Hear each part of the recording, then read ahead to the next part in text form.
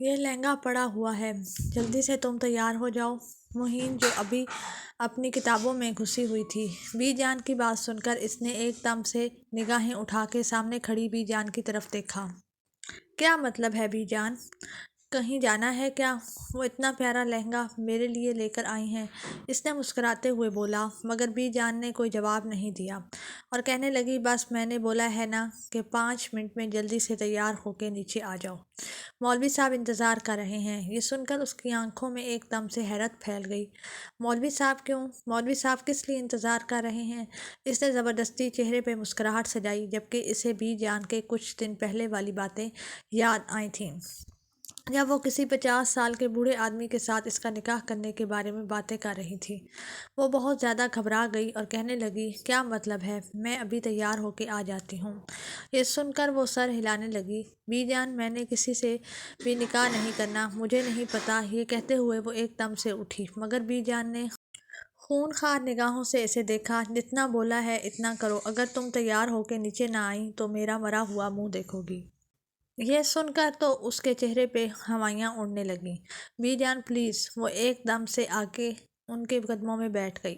انہوں نے ٹھوکر مار کر اسے خود سے جھٹک دیا۔ میں مزید تمہارا بوجھ نہیں اٹھا سکتی، آئی سمجھ؟ اب تمہیں شادی کر لینی چاہیے۔ تمہاری ماں باپ کو مرے ہوئے بھی اتنے سال ہو چکے ہیں۔ بی جان، میں آپ کی پوتی ہوں، آپ میرے ساتھ ایسا کیسے کر سکتی ہیں؟ اس نے روتے ہوئے کہا، مگر بی جان نے اس کی کوئی بات نہیں سنی۔ 5 منٹ میں تیار ہو کے نیچے آؤ، تو پھر اپنا آنے کا انتظار تو کر لیں۔ جب شاہ آ جائیں گے پھر آپ مجھے جس کے ساتھ بولیں گی اس کے ساتھ نکاح کر لوں گی، لیکن پلیز ابھی زبردستی میرے ساتھ مت کریں۔ وہ ہچکیوں کے ساتھ روتے ہوئے بولی، مگر بی جان نے اس کی کوئی بات نہیں سنی اور کمرے سے باہر نکل گئی۔ کافی وقت بعد وہ تیار ہو کے نیچے آئی۔ اس کی آنکھوں میں انگنت آنسو تھے۔ سامنے ایک 50 سال کا بوڑھا بیٹھا ہوا تھا۔ تائی جان، چچی جان سبھی تھیں جو اس سے بس دیکھے جا رہی تھیں۔ وہ تو شکر کر رہی تھیں، ورنہ تو ہمیشہ اس کا یہی کام ہوتا تھا کہ بی جان کو اس کے خلاف بھڑکانا۔ آج ان کی خواہش پوری ہو رہی تھی۔ مولوی صاحب نکاح کے لیے پوچھ رہے تھے، مگر وہ بار بار دروازے کی طرف دیکھ رہی تھی، جیسے ایک امید تھی کہ وہ وہاں سے واپس آئے گا۔ نہ جانے کتنی دیر تک وہ دروازے کو دیکھتی رہی۔ بیٹا کیا قبول ہے؟ بولیں۔ مولوی صاحب کی بات سن کر اس نے نگاہیں اٹھا کے مولوی صاحب کو دیکھا اور روتے ہوئے کہنے لگی، نہیں، مجھے یہ نکاح قبول نہیں۔ بی جان میرے ساتھ زبردستی کر رہی ہیں۔ بی جان نے خون خوار نگاہوں سے اسے دیکھا اور کہنے لگی، تمہارا نکاح اسی سے ہوگا۔ وہ ایک ایک لفظ کو چباتے ہوئے بول رہی تھی، یہاں پہ یہ سب کچھ کیا ہو رہا ہے؟ اس لمحے شاہویز کی گرجدار آواز گونجی تو ماہین نے روتے ہوئے نگاہیں اٹھا کے شاہویز کو دیکھا، جو سامنے ہی کھڑا ہوا تھا۔ ہاتھ میں اس کے بیگ تھا۔ وہ روتے ہوئے ایک دم سے اس کے سینے سے لگ گئی اور ہچکیوں کے ساتھ کہنے لگی، شاہ بی جان میرا نکاح کر رہی ہیں اس بوڑھے آدمی کے ساتھ۔ شاہ، مجھے اس بوڑھے آدمی کے ساتھ شادی نہیں کرنی۔ پلیز آپ بی جان کو سمجھانے کی کوشش کریں، وہ ایسا کیوں کر رہی ہیں؟ وہ ہچکیوں کے ساتھ روتے ہوئے شاہویز کو بتا رہی تھی۔ اس نے شدت سے شاہویز کو دبوچا ہوا تھا، جیسے وہ شاہویز کو چھوڑے گی تو وہ نہ جانے اسے کہاں لے کے جائیں گے۔ بی جان، تائی جان، چچی جان سب کے چہروں پہ ہوائیاں اڑنے لگیں۔ تایا جان اور چچا جان غصے میں چلاتے ہوئے دیکھنے لگے، مگر سامنے اسے نہ تایا جان نظر آئے نہ چچا جان نظر آئے۔ میں نے پوچھا ہے تایا جان چچا جان کدھر ہیں؟ وہ دوبارہ غصے میں چلاتے ہوئے گویا ہوا، دیکھو بیٹا، اس لڑکی نے کسی کے ساتھ گناہ کیا ہے، منہ کالا کیا ہے، تو اس وجہ سے ہم لوگ اس کی شادی اس بوڑھے آدمی کے ساتھ کر رہے ہیں۔ تم بات کو سمجھنے کی کوشش کرو۔ وہ نرمی سے بی جان اسے سمجھانے لگی، میں نے کیا گناہ کیا ہے مجھے بتائیں۔ تایا جان چچا جان کدھر ہیں؟ اور آپ کی اس 50 سال کے بوڑھے آدمی کے ساتھ ماہین کا نکاح کرنے کی ہمت کیسے ہوئی؟ اس نے شدت سے ماہین کو اپنے ساتھ لگایا ہوا تھا اور ماہین ہچکیوں کے ساتھ رو رہی تھی۔ اس کا پورا وجود لرزنے لگا۔ دیکھو بیٹا، اس لڑکی نے اس آدمی کے ساتھ منہ کالا کیا ہے، اسی وجہ سے ہم لوگ مزید اپنی حویلی میں نہیں رکھ سکتے۔ بہتر یہی ہوگا کہ ہم لوگ اسے اس حویلی سے نکال دیں۔ یہ سن کر وہ زبردستی اپنے چہرے پہ مسکراہٹ سجاتے ہوئے گویا ہوا، واہ بی جان واہ، یہ کون سی کتابیں پڑھنے لگی ہیں آپ کب سے چلاکیاں آ گئی ہیں آپ کو؟ لگتا ہے میں آپ کی باتوں پہ یقین کر لوں گا۔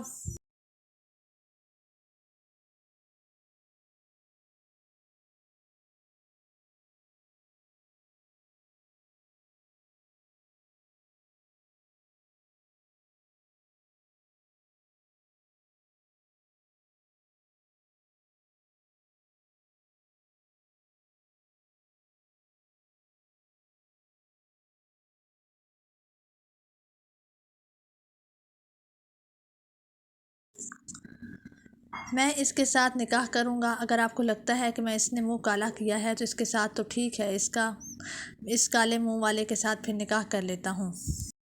یہ کہتے ہوئے اس نے شدت سے ماہین کا بازو دبوچا اور اسے گھسیٹنے والے انداز میں لا کے مولوی صاحب کے پاس پھینکا اور اس کے پہلو میں بیٹھ گیا۔ ٹھیک ہے مولوی صاحب، نکاح شروع کروائیں، جاؤ یہاں سے، میرا اس کے ساتھ نکاح ہو رہا تھا۔ اس نے دیکھ کر دانت کھٹکھٹائے اسے بوڑھے آدمی پر۔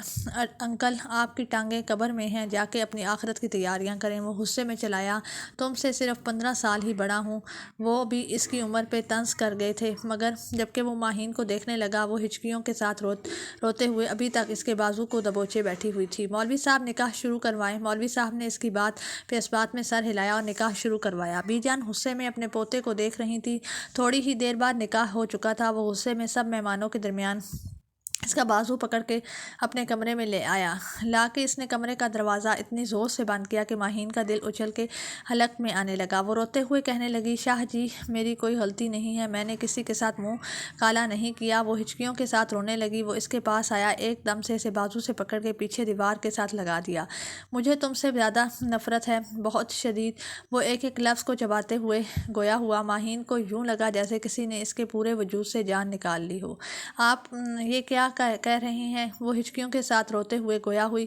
وہی کر رہا ہوں جو تم ڈیزرو کرتی ہو، مجھے تم سے نفرت ہے۔ وہ دوبارہ غصے میں چلاتے ہوئے گویا ہوا تو وہ ہچکیوں کے ساتھ رونے لگی۔ اس کے ہونٹ لرزنے لگے تھے۔ آپ ایسا کیوں بول رہے ہیں؟ میں تو آپ سے محبت کرتی ہوں۔ وہ اس کی آنکھوں میں دیکھتے ہوئے گویا ہوئی۔ تمہیں پتہ ہے میں پہلے سے ہی شادی شدہ مرد ہوں۔ کیا یہ تو ساری تمہاری چال تھی میرے ساتھ شادی کرنے کی؟ بتاؤ مجھے۔ اس نے کندھوں سے پکڑ کے غصے میں پوچھا۔ وہ نفی میں سر ہلانے لگی۔ ایک دم سے وہ اس کے سینے سے چپک گئی۔ وہ شدت سے اسے دبوچ لیا۔ پلیز شہباز، ایسا مت کہیں، میں آپ سے سچ میں بہت زیادہ محبت کرتی ہوں۔ تم مجھ سے محبت کرتی ہو لیکن ایک لمحہ بھی مجھے برداشت نہیں کر سکتی۔ چلو میری نظروں سے دور ہو جاؤ۔ نہیں، میں کہیں نہیں جاؤں گی۔ اب میں آپ کی بیوی بن چکی ہوں، مجھے میرا حق چاہیے۔ اس کی بات سن کر وہ حیرت سے اسے دیکھنے لگا۔ کیا تم نے کیا بولا؟ تمہیں حق چاہیے؟ تم پاگل ہو گئی ہو کیا، یا تمہارا دماغ خراب ہو گیا ہے؟ مجھے آپ سے اپنا حق چاہیے۔ تمہیں پتہ بھی ہے تم مجھ سے عمر میں کتنی چھوٹی ہو۔ بس میں نے تمہیں اس 50 سال کے بوڑھے آدمی سے بچانے کے لیے نکاح کیا ہے۔ مانو میں تمہیں جلد ہی طلاق دے دوں گا۔ تمہیں پتہ ہے میں نائلہ سے محبت کرتا ہوں، آج بھی نائلہ کو بھول نہیں پایا۔ یہ سن کر وہ طنزیہ انداز میں ہنسی۔ نائلہ؟ وہ نائلہ جو آپ کے ساتھ بے وفائی کر کے گئی تھی؟ آپ کو اندازہ بھی ہے اس نے بے وفائی نہیں کی؟ ابھی تمہاری عقل ٹھکانے لگاتا ہوں۔ یہ کہتے ہوئے اس نے ماہین کا بازو پکڑا اور لا کے اسے شاور کے نیچے کھڑا کیا۔ چھوڑیں، کیا کر رہے ہیں آپ کو پتہ ہے میری طبیعت ٹھیک نہیں۔ چھوڑیں۔ میں اپنی کلائی چھڑوانے کی کوشش کرنے لگی مگر اس نے شاور آن کر دیا۔ شاور کے نیچے کھڑے ہوتے ہوئے وہ گہرے گہرے سانس لیتی، اسے دبوچ کر ایک لمحے کے لیے اس کے قریب ہوا۔ جیسے ہی ان دونوں میں ایک دوسرے کے وجود کی لمس کو محسوس کیا تو وہ گہرے گہرے سانس لیتی ہوئی اس کی آنکھوں میں دیکھنے لگی۔ اس کے ہونٹ لرز رہے تھے۔ کیا ہوا ہے؟ پریشان ہو گئی ہو کیا؟ وہ محبت بھرے لہجے میں گویا ہوا تو اس نے نگاہیں اٹھا کے اس کی آنکھوں میں دیکھا اور نفی میں سر ہلانے لگی۔ آپ کیوں ایسا کر رہے ہیں؟ وہ کانپتے ہوئے لبوں کے ساتھ گویا ہوئی۔ کیونکہ میں تم سے نفرت کرتا ہوں۔ ایک دم سے جھٹکے اسے دور کرنے کی کوشش کرنے لگا مگر وہ اس کے ساتھ چپکی ہوئی تھی۔ پھر مجھے میرا حق دیں، پھر محبت میں بدل دوں گی میں، تم کچھ بھی نہیں کر سکتی۔ یہ کہتے ہوئے وہ دور ہٹنے لگا اور پھر سے اسے دبوچ گئی۔ وہ اگلے ہی لمحے اسے ایک بازو پہ اٹھاتا ہوا کمرے میں لے کر آیا۔ لا کے اس نے بیڈ پہ پٹخا اور اس پہ سایہ فگن ہوا۔ اس نے ضبط سے اپنی آنکھیں بند کر لیں اور اس کے لمس کو محسوس کرنے لگی۔ اس کی روح تک سکون اتر رہا تھا۔ وہ اپنے شاہ سے اتنی زیادہ محبت جو کرتی تھی، صبح جب اس کی آنکھ کھلی تو وہ اپنے گیلے بالوں سے اسے جگانے کی کوشش کر رہی تھی۔ اس نے اسے اپنے چہرے پہ جیسے ہی کچھ گیلا گیلا محسوس کیا تو ہڑبڑا کے اٹھا۔ سامنے اس لڑکی کی الٹی سیدھی حرکتیں دیکھ کر وہ خاصا بیزار ہوا۔ خبردار، جو تم نے دوبارہ میرے پاس آنے کی ایسی حرکت بھی کوئی کی، پیچھے ہٹو۔ اس نے خود سے دور دھکا دے دیا مگر وہ ابھی بھی مسکراتے ہوئے اس کے ساتھ شرارتیں کرنے کی کوشش کر رہی تھی۔ میں نے کیا بولا کہ پیچھے ہٹو؟ وہ دوبارہ چلایا تو اس کی بات سن کر وہ ایک دم سے اس کے قریب ہوئی تھی۔ آج کی رات بہت خوبصورت تھی اور آپ کو پتہ ہے کہ آپ سے زیادہ محبت کرتی ہوں، بہت زیادہ۔ یہ کہتے ہوئے اس کے گردن پہ اپنے لب رکھنے لگی۔ وہ اسے پیچھے دھکا دے گیا۔ اس قدر واہیات لڑکی ہو تم، دفع ہو جاؤ یہاں سے۔ یہ کہتے ہوئے وہ غصے میں ہاتھ دھونے باتھ روم کی طرف جانے لگا۔ ہاں ہاں، جو رات آپ واہیاتی دکھا رہے تھے وہ کیا ہے؟ اب تو بڑے جیسے مولوی اور حاجی بن کے میرے پاس آئے تھے نا؟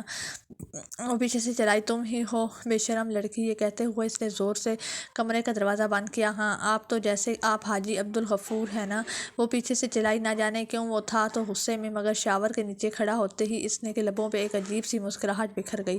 بدتمیز لڑکی، وہ دوبارہ سے چلایا۔ ہاں ہاں ہوں بدتمیز، اچھا ہے نا؟ آپ کی ہوں بدتمیز ہوں یا اچھی ہوں؟ وہ کل اچھا تھا، بوڑھے آدمی کے ساتھ رخصت ہو کے چلی جاتی، پھر دیکھتے رہتے کہ کہاں چلی گئی۔ آپ میں تو ہمت نہیں ہے مجھ سے محبت کا اظہار کرنے کی۔ وہ بس بولے جا رہی تھی، اور وہ بھی باتھ روم میں، بھلا کہاں چھپ رہنے والا تھا؟ ہاں، زیادہ خوش فہمیاں پالنے کی ضرورت نہیں۔ اب مجھے بھلا تم سے کیوں ہی محبت ہوگی؟ تم میں ہے ہی کیا؟ وہی جو آپ کو رات کو بڑا اچھا لگ رہا تھا وہی مجھ میں ہے۔ اور یہ کہہ کر وہ جذبات میں آ کر بولی تو اگلے ہی لمحے اس کا چہرہ شرم سے لال سرخ ہو گیا۔ اندر کھڑا ہوا وہ شخص بھی پورے کا پورا لال ہو گیا۔ کافی وقت بعد وہ شاور لے کے آیا۔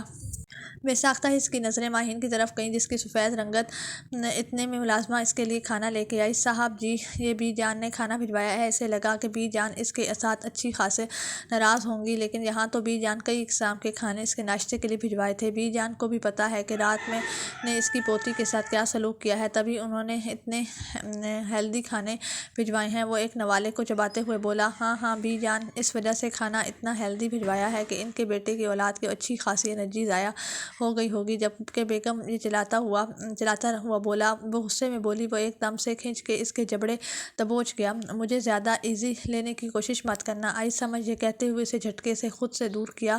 میں بی جان کو نیچے جا کر کہتی ہوں کہ بس ہمارے ولیمے کی تیاری کریں۔ ہیلو او ہیلو میڈم، کس قسم کی خوش فہمی پالنے کی ضرورت نہیں، نہ ہی کوئی ولیمہ ہوگا اور نہ ہی کچھ اور، آئی سمجھ؟ ہاں آ گئی سمجھ۔ یہ کہتے ہوئے اس نے جھٹکے سے اپنے بالوں کو پیچھے کیا اور جا کے آئینے کے سامنے کھڑی ہو گئی۔ اگلے ہی لمحے اس کے پاس آیا، پیچھے سے اسے اپنے حصار میں لیتے ہوئے اس کی گردن پہ اپنے لب رکھے اور مکمل طور پر اسے اپنے حصار میں لے لیا۔ اب وہ ہنسنے لگی تھی، ان دونوں کے لبوں پہ مسکراہٹ بکھر گئی۔ تم بہت بری ہو، تمہیں پتہ ہے میں تم سے محبت کرتا ہوں۔ ہاں بہت بری ہوں، آپ کو پتہ بھی ہے بی جان کا کیا کیا پلان تھا؟ بی جان کے پلان کا مجھے پتہ تھا۔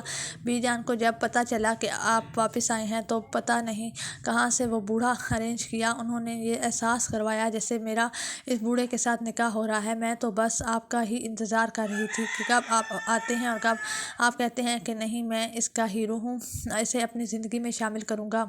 وہ اس کی نقلیں اتارتے ہوئے گویا ہوئی اسے خونخوار نگاہوں سے دیکھنے لگا۔ مجھے تو اندازہ ہو گیا تھا اسی وقت بی جان کی الٹی حرکتیں ہیں، لیکن تمہیں بھی اس چیز کا اندازہ ہو گیا؟ اس چیز کا مجھے بالکل بھی آئیڈیا نہیں تھا۔ یہ کہتے ہوئے وہ پھر سے کھانا کھانے لگا۔ اچھا مجھے دیکھیں نا، آپ سچ میں مجھ سے محبت کرتے ہیں؟ وہ لاڈ سے پوچھنے لگی۔ یار تم چھوٹی بچی نہیں ہو جو ایسی باتیں کرتی ہو۔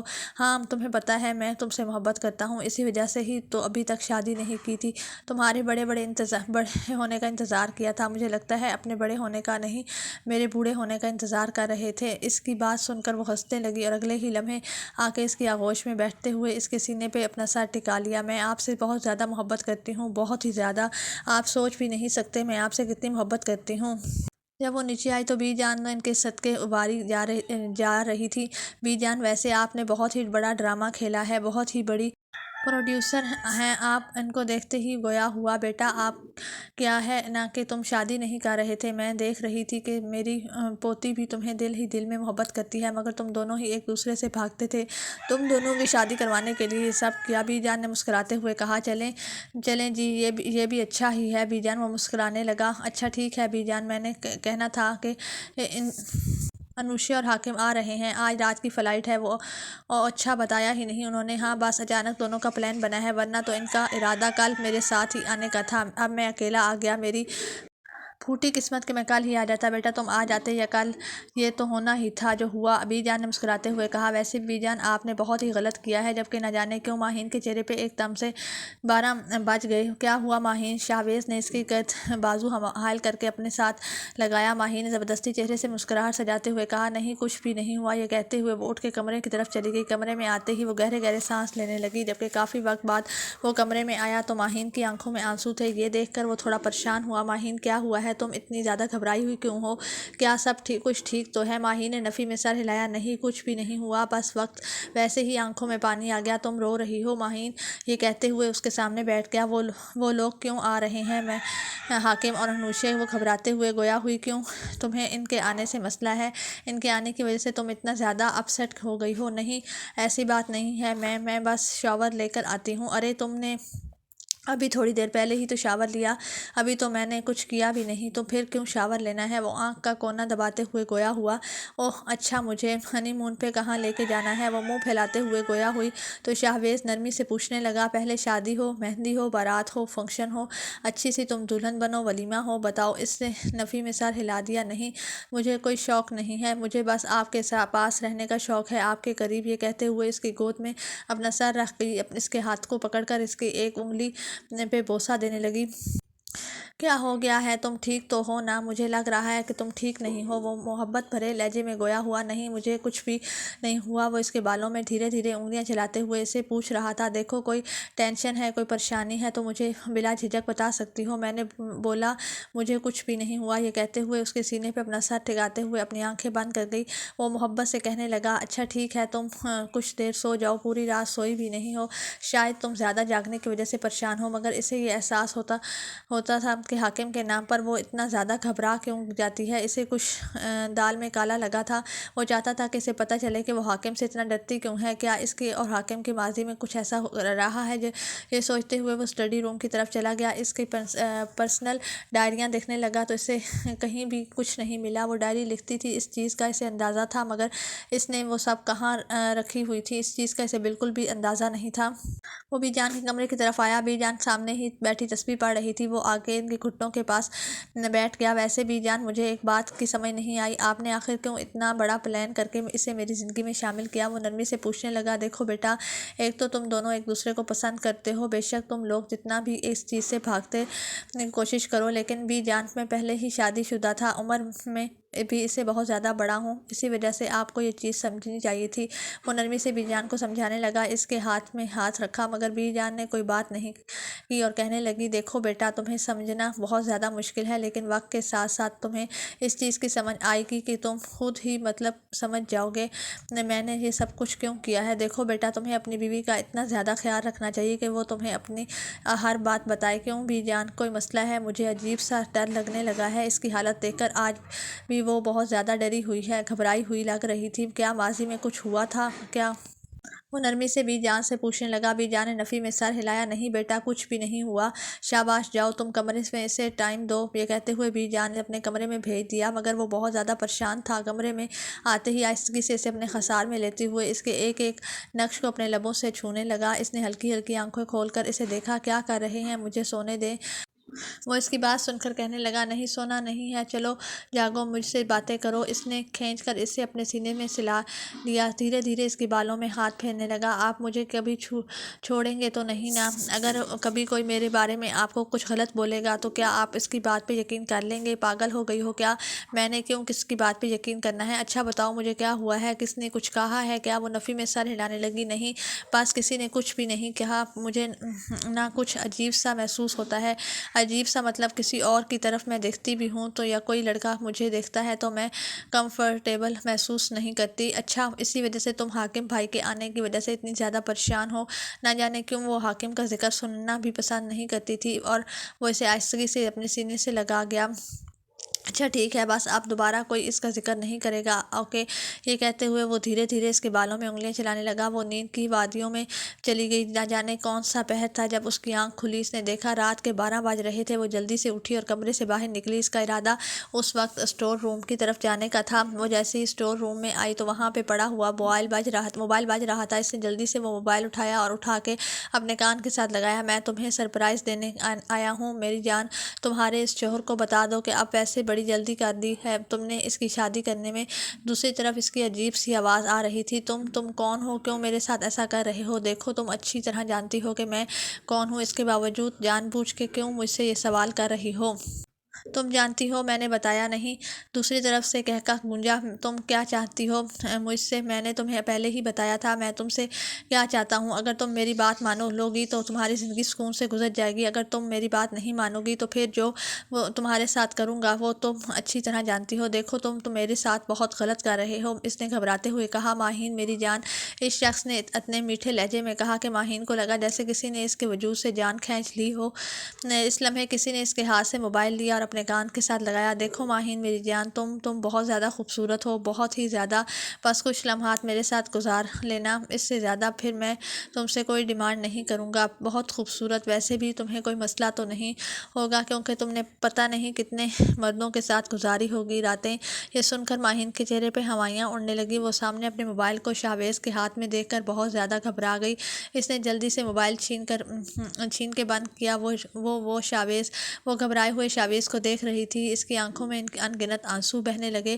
کون تھا یہ؟ شاہویز ایک دم بڑھتا ہوا اس کی طرف سخت لہجے میں پوچھنے لگا۔ شاہویز میں نہیں جانتی یہ کون تھا، وہ کانپتی ہوئی آواز میں اسے کہنے لگی، مگر شاہویز ایک دم سے اس کے قریب آیا۔ سچ میں نہیں جانتی یہ کون تھا؟ پلیز پلیز آپ میری بات کو سمجھنے کی کوشش کریں، یقین کریں کہ مجھ پہ میں بالکل بھی نہیں جانتی یہ کون تھا۔ اس کی آنکھوں سے آنسو بہنے لگے۔ اگلے ہی لمحے شاہویز نے تھپڑ لگانے کے لیے ہاتھ اٹھایا، مگر اس کا ہاتھ ہوا میں ہی معلق رہ گیا تھا۔ اس کے چہرے پہ چھائی معصومیت اور اس کی آنکھوں سے بہتے ہوئے آنسوؤں نے اسے کچھ غلط ہونے کا اندیشہ دیا۔ کیا ہوا ہے؟ کسی نے کچھ کہا ہے کیا؟ اگر تم مجھے سچ سچ بتا دو گی تو میں تمہیں کچھ بھی نہیں کہوں گا، اگر تم نہیں بتاؤ گی تو پھر سوچ بھی نہیں سکتی کہ میں تمہارے ساتھ کیا کروں گا۔ کیا کریں گے آپ؟ بتائیں مجھے بتائیں۔ ایک دم سے چلائی تھی، اس کی آنکھوں میں عجیب سی نفرت آئی تھی۔ مجھے پتہ ہے، آپ کو پتہ ہے یہ کون ہے؟ کون ہے وہ؟ شاہویز دبی ہوئی زبان سے بولا۔ یہ حاکم ہے، مجھے پتہ ہے یہ حاکم ہے۔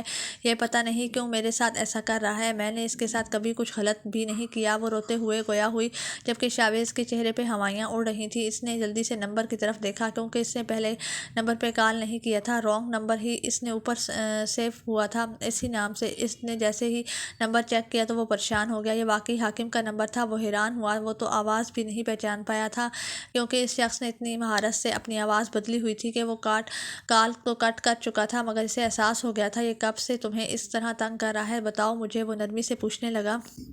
وہ ہچکیوں کے ساتھ روتے ہوئے ایک دم سے اس کے سینے سے چمٹ گئی۔ شاہ یہ کب سے ایسا کر رہا ہے؟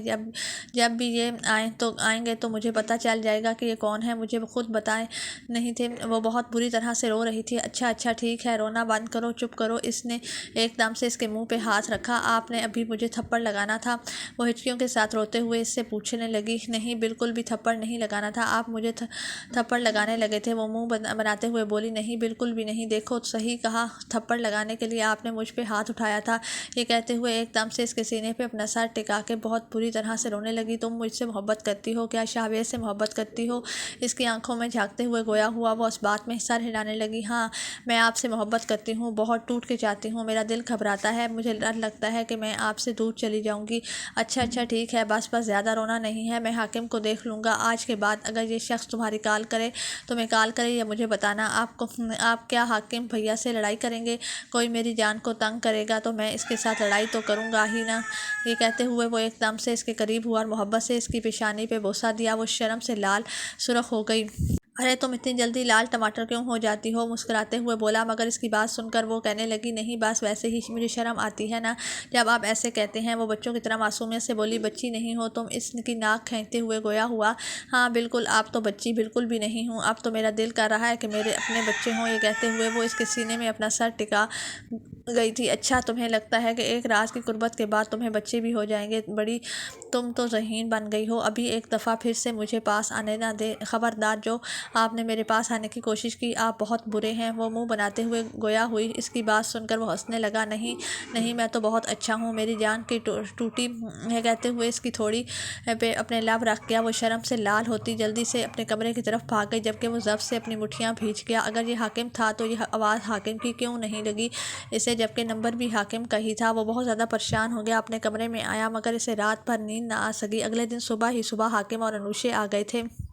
حویلی میں معمول سے زیادہ چہل پہل تھی۔ بی جان تو حاکم کے صدقے واری جا رہی تھی، اس کی بلائیں لے رہی تھی۔ حاکم بیٹا، ایک ہفتہ پہلے تو بندہ آنے سے پہلے بتاتا ہے نا؟ بی جان نے لاڈ بھرے لہجے میں کہا۔ اب کیا ہو گیا ہے بی جان؟ آ گیا ہوں تو بچے کی جان لے لیں گی کیا؟ نہیں، میں نے اپنے بچے کی جان کیوں لینی ہے؟ بس ویسے بول رہی ہوں کہ آنے سے پہلے تو بتا دیتے۔ جبکہ سامنے بیٹھی ہوئی ماہین بہت زیادہ گھبرا رہی تھی، بار بار حاکم کو دیکھ کے ڈر ہی رہی تھی۔ ماہین بچہ کیا ہوا ہے؟ آپ تو مجھ سے ٹھیک سے ملی بھی نہیں ہو۔ جیسے ہی اس نے ماہین کو پکارا تو ایک دم اس کے کان کھڑے ہو گئے۔ شاویز نگاہیں اٹھا کے حاکم کو دیکھا۔ ارے بھائی، پتہ ہے کہ تمہاری بیوی بن چکی ہے، ہم کون سا تم سے تمہاری بیوی چھین رہے ہیں؟ وہ ایسے گھور کے دیکھ رہے ہو؟ حاکم نے ہنستے ہوئے کہا۔ وہ میں جا رہی ہوں بی جان کے کمرے میں۔ یہ کہتے ہوئے وہ اٹھنے لگی جب انوشے کہنے لگی، ہائے اللہ، لگتا ہے تم بہت زیادہ ہم سے شرمانے لگی ہو، اسی وجہ سے یوں بھاگی جا رہی ہو۔ نہیں نہیں، ایسی بات نہیں ہے، میری طبیعت نہیں ٹھیک۔ یہ کہتے ہوئے وہ گھبراتے ہوئے اٹھ کے چلی گئی۔ اس کے پیچھے شاویز بھی اٹھ کے چلا گیا۔ حاکم نے کندھے اچکائے۔ بی جان، کیا ہو گیا ہے آپ کو ان دنوں پوتے پوتی کو؟ مجھے لگتا ہے کہ انہوں نے اپنی شادی کو زیادہ ہی سنجیدہ لے لیا ہے۔ پتہ نہیں بیٹا کیا ہوا ہے، ابھی کل تک تو ٹھیک تھے، پھر لگتا ہے تمہارے آنے کی وجہ سے ماحول بدل گیا۔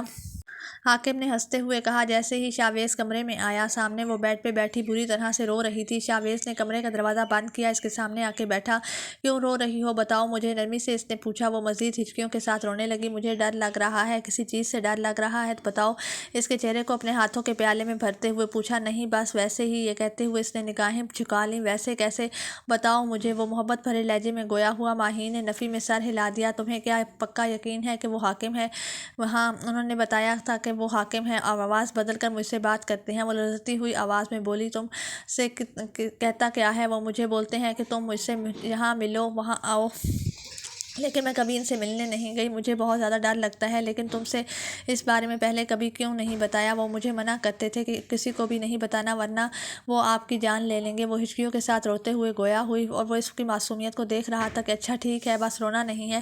یہ کہتے ہوئے اس نے آہستگی سے اپنے سینے سے لگایا۔ اس پہ شک نہیں کرنا چاہتا تھا، لیکن وہ نہ جانے کتنی دیر تک اسے یوں ہی اپنی باہوں کے خسار میں لیے رکھا۔ جب اچانک سے کمرے کا دروازہ کھلا اور حاکم کمرے میں داخل ہوا، شاویز کو بالکل بھی اچھا نہیں لگا تھا کہ یوں حاکم کا کمرے میں آنا۔ وہ فوراً اس سے الگ ہوگا، مگر ماہین کے ہاتھ کو اس سے بہت شدت سے دبایا ہوا تھا۔ حاکم بھائی آپ، وہ زبردستی سے اپنے چہرے پہ مسکراہٹ سجائے ہوئے گویا ہوا۔ میں نے کیا کہا؟ لگتا ہے تم دونوں میاں بیوی کو ہمارے ساتھ بیٹھنا اچھا نہیں ہے، اسی وجہ سے تم دونوں کمرے میں آ گئے۔ نہیں، ایسی کوئی بات نہیں ہے، بس ہم لوگ ویسے ہی آ گئے تھے میری لاڈو، یعنی بتاؤ کیا ہوا ہے؟ حاکم نے ماہین کے گال کو کھینچتے ہوئے کہا۔ تو وہ مزید سہم گئی تھی۔ کیا ہو گیا ہے یار تمہاری بیگم کو؟ جب سے میں آیا ہوں یہ مجھے اتنا زیادہ گھبرا کیوں رہی ہے؟ حاکم نے نرمی سے پوچھا۔ پتہ نہیں، مجھے لگتا ہے کچھ لوگ ایسے ہوتے ہیں۔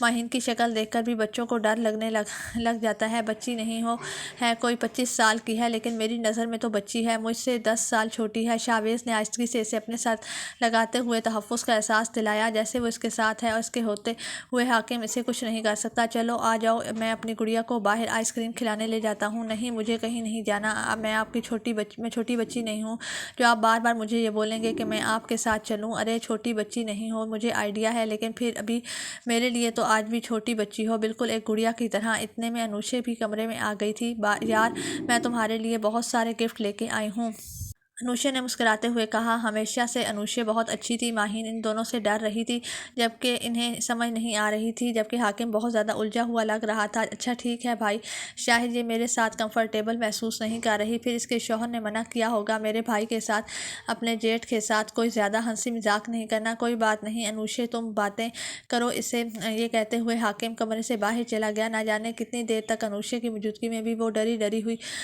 تھی۔ چلو ٹھیک ہے، میں چلتی ہوں۔ انوشے بھی کمفرٹیبل محسوس نہیں کر رہی تھی اسے یوں ڈرتا ہوا دیکھ کر۔ جیسے ہی انوشا باہر نکلی تو شاویز بھی اس کے پیچھے آیا۔ انوشے کو کچن میں جاتا ہوا دیکھ کر شاویز اس کے پیچھے آیا۔ کیا ہوا ہے شاویز؟ مجھے بالکل بھی سمجھ نہیں آئی۔ ماہین پہلے تو ایسے نہیں تھی جیسے اب ہو گئی ہے۔ تم نے اسے کچھ کہا ہے کیا، یا تم نے اسے منع کیا ہے وہ حاکم کے ساتھ بات نہ کرے؟ دیکھو انوشے، میں تمہیں جو بات بتانے لگا ہوں شاید تمہیں بہت عجیب لگے، مگر حقیقت بات یہی ہے کہ حاکم بھائی سے نہ جانے کتنے عرصے سے ہراساں کر رہی ہیں۔ سن کر انوشے کے ہاتھ سے کپ گرتے بچا۔ کیا مطلب ہے حاکم ایسا کیسے کر سکتے ہیں؟ دیکھو جو کچھ بھی ہو رہا ہے حاکم ہی کر رہا ہے اس کے ساتھ، لیکن میں یہ چاہتا ہوں کہ تم اس کی بیوی ہو، اگر میں سمجھاؤں گا تو بہت برے طریقے سے سمجھاؤں گا۔ میں نہیں چاہتا کہ ہم دونوں بھائیوں کے درمیان کسی قسم کی کوئی دیوار کھڑی ہو۔ وہ میری بیوی ہے، میں اسے بہت زیادہ محبت کرتا ہوں، بے شک ہماری شادی کو زیادہ وقت نہیں ہوا، کچھ دن ہی ہوئے ہیں، لیکن میں اس سے بہت ٹوٹ کر چاہتا ہوں۔ اگر حاکم بھائی ایسا کریں گے تو میں ان کے ساتھ بہت برا سلوک کروں گا۔ دیکھو شاہویز، میں بہت عزت کرتی ہوں تمہاری، لیکن اگر تم یہ بولو گے تو میرا حاکم اس معصوم بچی کو ہراساں کر رہا ہے تو یہ چیز میں بالکل بھی نہیں مانوں گی۔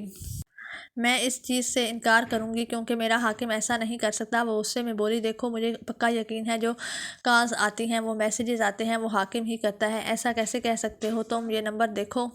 حاکم ایسا کیسے کر سکتے ہیں؟ وہ تو کہتے ہیں کہ ماہین میری بیٹیوں کی طرح ہے۔ شاہویز کہنے لگا، یہی چیز تو مجھے بھی سمجھ نہیں آتی۔ جب وہ ماہین کو اپنی بیٹیوں کی طرح بولتے تھے تو پھر وہ اس کے ساتھ ایسا کیسے کر رہے ہیں؟ کیوں اسے ہراساں کر رہے ہیں؟ تمہیں پتہ ہے نا مجھے کتنا زیادہ غصہ آ رہا ہے، مجھے کتنا زیادہ برا لگ رہا ہے، مجھے کچھ بھی سمجھ نہیں آ رہی، میرا دماغ پھٹا جا رہا ہے۔ اچھا ٹھیک ہے، بس خاموش ہو جاؤ۔ میں ان سے پوچھنے کی کوشش کرتی ہوں کہ آخر وہ ایسا کیوں کر رہے ہیں، لیکن مجھے ڈر لگتا ہے کہ میں حاکم سے کیسے پوچھوں گی۔ اچھا ٹھیک ہے، تم اپنے طریقے سے پوچھو، اگر تم نہیں پوچھ سکتی تو میں اپنے طریقے سے پوچھوں گا۔ چلو ٹھیک ہے، میں دیکھتی ہوں، لیکن پلیز تم ابھی حاکم سے کوئی بات نہیں مت کرنا۔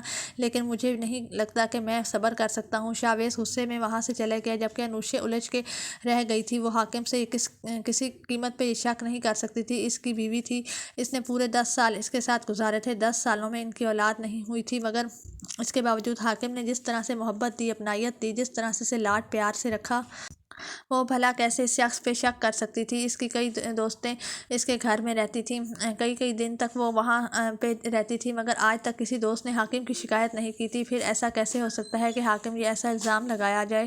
وہ بہت زیادہ الجھی ہوئی لگ رہی تھی۔ جب وہ کمرے میں آئی تو حاکم گود میں لیپ ٹاپ رکھے کسی کام میں مصروف تھا۔ وہ چلتے ہوئے اس کے پاس آئی، آہستگی سے اس کے کندھے پہ اپنا سر رکھتے ہوئے بولی، آنکھیں بند کر لی، حاکم میں آپ سے ایک بات پوچھوں؟ اس نے آہستگی سے حاکم کے ہاتھ کو اپنے ہاتھ کی گرفت میں لیتے ہوئے اپنے لبوں سے لگایا تھا۔ حاکم یہ شک نہیں کر سکتی تھی، نہ ہی وہ تب تک شک کر سکتی تھی جب تک کہ وہ اپنی آنکھوں سے حقیقت نہ جان لیتی۔ حاکم میں آپ سے محبت کرتی ہوں، اس سے نرمی سے حاکم کی آنکھوں میں دیکھتے ہوئے کہا، تو حاکم کے لبوں پہ مسکراہٹ بکھر گئی۔ کیسی باتیں کر رہی ہو انوشے؟ کیا اب مجھ سے محبت نہیں کرتی؟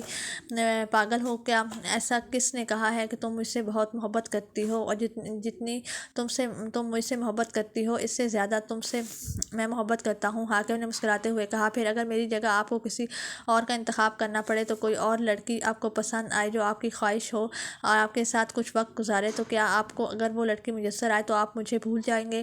یہ سن کر حاکم کی پیشانی پہ بل آ گئے۔ کیا تم بول رہی ہو انوشے؟ تمہارا دماغ خراب ہو گیا ہے؟ وہ ایک دم سے غصے میں چلایا۔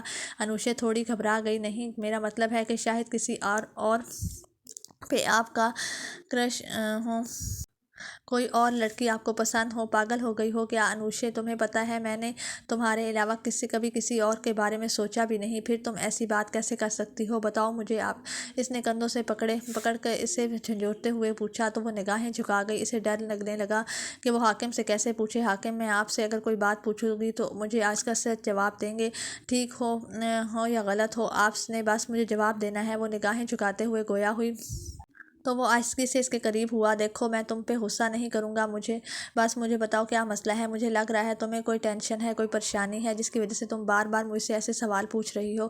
اس نے نگاہیں جھکائیں اور اپنے ہاتھوں کی انگلیاں مروڑتے ہوئے کہنے لگا، وہ آپ کو پتہ ہے کیا ہوا ہے؟ بتاؤ مجھے کیا ہوا ہے؟ وہ محبت بھرے لہجے میں گویا ہوا۔ وہ بولنے لگی، بتاؤ مجھے۔ آپ کی بات سنجیدگی سے بولی، بہت بری طرح آپ اپ سیٹ ہوتے ہوئے اس کے سینے سے لگ گئی۔ آپ کو پتہ ہے اس شاہویز کو کیا لگتا ہے جب آپ ماہین کو ہراساں کر رہے تھے؟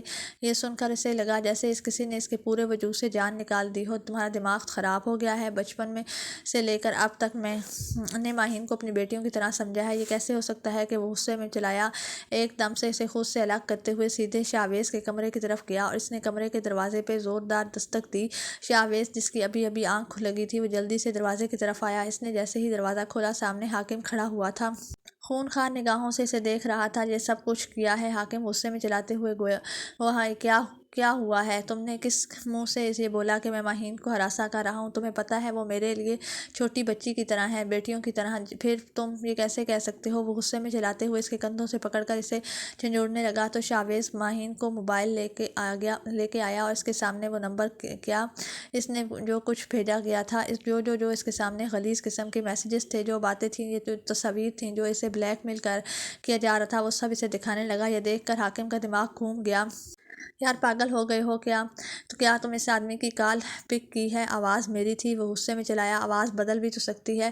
ہاں نا، آواز بدل سکتی ہے، لیکن یہ دیکھو میرے موبائل میں یہ نمبر نہیں ہے۔ اس وقت وہ غصے میں چلایا، جبکہ شاویز نے جیسے ہی کال کی تو دوسری طرف سے اس شخص نے فوراً ہی کال کر لی۔ مجھے لگتا ہے میری جان تم ہر چیز کے لیے مان گئی ہو، مجھے بالکل بھی آئیڈیا نہیں تھا تم اتنی جلدی مانو گی۔ مجھے تو لگتا ہے مجھے اچھے خاصے نخرے دیکھنے پڑیں گے، لیکن تم تو اچھی نکلی ہو، بہت محبت کرنے والی لگی ہو۔ بس جلد از جلد مجھ سے ملو۔ وہ گھٹیا باتیں کر رہا، جبکہ شاویز کو پہلی دفعہ احساس ہوا کہ بغیر تحقیق کے اس کے باوجود وہ کچھ پوچھنا، کسی کے بارے میں کچھ سوچنا کس قدر غلط ہو سکتا ہے۔ وہ شرمندگی سے دیکھنے لگا۔ ماہین بھی پیچھے جا چکی تھی، وہ سب کچھ سن چکی تھی۔ اس کی آنکھوں میں شرمندگی تھی۔ اس نے حاکم جیسے شخص جو اس کی طرح باپ کی طرح پالا تھا، اس سے شک کیا تھا۔ اسے پہلی دفعہ احساس ہو رہا تھا کہ اگر اسے حقیقت معلوم نہ ہوتی تو وہ نہ جانے وہ کیا سوچتی رہتی۔ جب اس نمبر کو ٹریس کروایا تو معلوم ہوا کہ ایک اس کا کزن حاکم سے سم لی تھی، اس کے آگے اپنے دوست کو دی تھی۔ اس کے دوست نے یہ سب کر رہا ہے۔ اس نے فیملی فنکشن میں ماہین کو دیکھا تھا، تب بھی اس کے پیچھے پڑا ہوا تھا۔ اس چیز کا اسے احساس ہی نہیں تھا۔ بہت جلد اسے پولیس کے حوالے کر دیا گیا۔ اس پہ کیس درج کروایا گیا۔ اس کے بعد سے ماہین حاکم کے سامنے بہت زیادہ شرمندہ سی رہتی تھی، جبکہ حاکم نے تو اسے بتا دیا تھا کہ وہ بالکل اسے اپنی بیٹیوں کی طرح سمجھتا ہے۔ اگر کسی نے اس کے لیے باپ کے بعد سب سے زیادہ محبت دی تھی تو وہ حاکم تھا، اور یوں اچانک اس کا حاکم سے دور جانا۔ حاکم کو اب سمجھ آئی تھی کہ رات کا وقت ہے۔ ماہین کی طبیعت بہت زیادہ خراب تھی، وہ مسلسل کر رہی تھی۔ جبکہ شاویز کمرے میں آیا تو اس کرتے ہوئے دیکھ کر کہنے لگا، کیا ہو گیا ہے بیگم؟ وہ جیسے ہی باتھ روم سے باہر آئی تو اس کے ہاتھ میں کچھ تھا۔ آپ کو کچھ دکھاؤں؟ وہ مسکراتے ہوئے بولی، بعد میں دکھانا، پہلے چلو ڈاکٹر کے پاس، تمہاری طبیعت ٹھیک نہیں لگ رہی۔ آپ کو پتہ ہے ننا شاویز آنے والا ہے؟ یہ سن کر وہ حیران ہوا۔ کیا مطلب ہے؟ میں سمجھا نہیں۔ یہ دیکھیں۔ اس نے پریگنینسی ٹیسٹ کی اسٹک اس کے سامنے کی تو اس کے لبوں میں مسکراہٹ بکھر گئی۔ کیا سچ ہے؟ اس کی آنکھوں میں ایک عجیب سی چمک آئی تھی۔ وہ اس بات میں سر ہلانے لگی۔ آپ کو پتہ ہے میں بہت زیادہ خوش ہوں، مجھے دنیا کی ساری خوشیاں مل گئی ہیں۔ ماں بابا کی طرح پیار کرنے والے حاکم بھائی بھی میرے ہیں صرف، اور آپ بھی میرے